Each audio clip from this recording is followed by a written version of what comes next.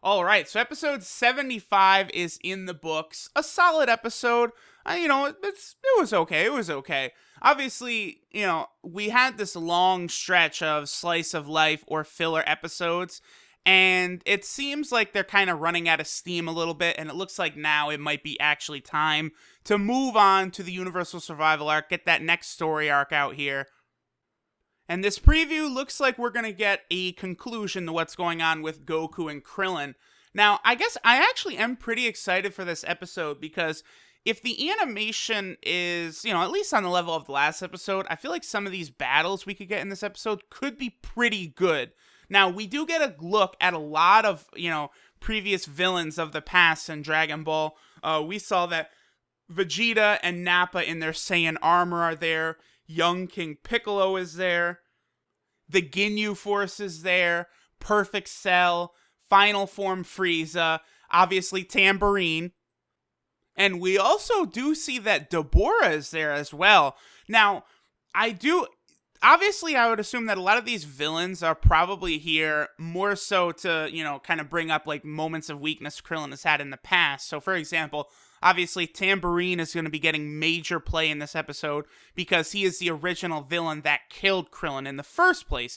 Obviously, I think we're probably going to get some sort of moment with Final Form Frieza, being that he killed Krillin as well. Obviously, Super Boo, who is there as well, because remember, Super Boo turned Krillin into chocolate and killed him.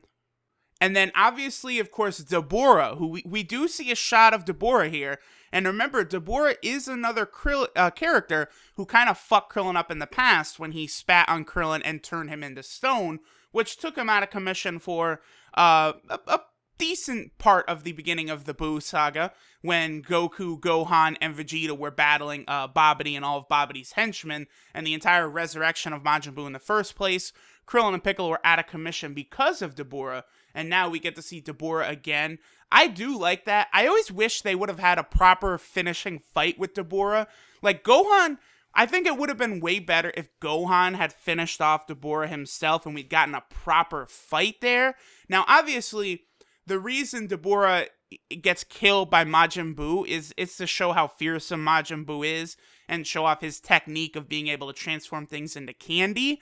But Deborah, he was different from a lot of the Dragon Ball villains where he actually had unique abilities. He shot out that flame breath, he had a spear, he had the sword, he could spit and turn things into stone. Deborah had all of these interesting techniques, and we really didn't get a good look at them at all. So I would like to see maybe some battles with Deborah going on here. He's probably not going to be as much in the forefront as some of the other villains are going to be. It looks like they're really going to focus on Tambourine, which is fine. I don't have a problem with them focusing on some of these super earlier moments from Dragon Ball. I think that really will help this series, showing off a lot of its roots, so to say. Definitely, I think, very important to do. And obviously, Tambourine is the one who originally killed Krillin in the first place. So, everyone always, remembers the death Krillin had on Namek to Final Form Frieza, of course, because that allowed Goku to become Super Saiyan. But, his original iconic death was dying at the hands of Tambourine and ushering in, the King Piccolo arc. And of course, we do see a shot of Goku and Krillin powering up Kamehamehas together. So it looks like even though a lot of the, still images in this preview, we're seeing that Krillin is looking scared and almost defeated, not willing to fight Tambourine, Frieza, and all these villains who had trashed him in the past. But it looks like he will regain his fighting spirit at some point during this. He'll probably think of Android 18 and Marin. His motivation, his reason for living, I guess, is them.